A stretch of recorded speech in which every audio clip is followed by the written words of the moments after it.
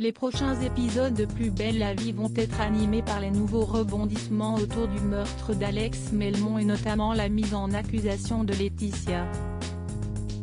Il sera aussi beaucoup question de la relation entre Barbara et César. Le jeune homme devrait attendrir la cuisinière bien malgré lui. Des débuts orageux entre César et Barbara comme bon nombre d'histoires d'amour dans les feuilletons, les premiers contacts sont froids, voire pire. Baptiste a reçu un coup de tête de la part d'Emma, Kevin a été humilié par Émilie, tandis que Francesco et Estelle se sont adonnés à des séances de sadomasochisme. Entre César et Barbara, cela n'a pas été beaucoup plus simple, le jeune homme se montrant dédaigneux avec l'établissement dans lequel travaille la fille de Léo.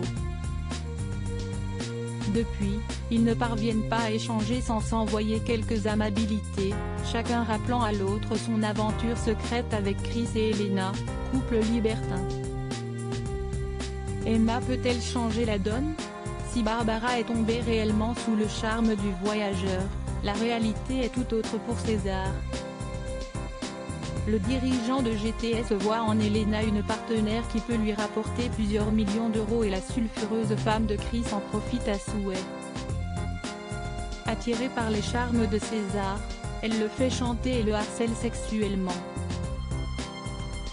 Barbara va être témoin d'une scène dans laquelle Elena le fait déshabiller pour ensuite le fouetter, comprenant alors que le jeune homme est sous l'emprise de la femme d'affaires.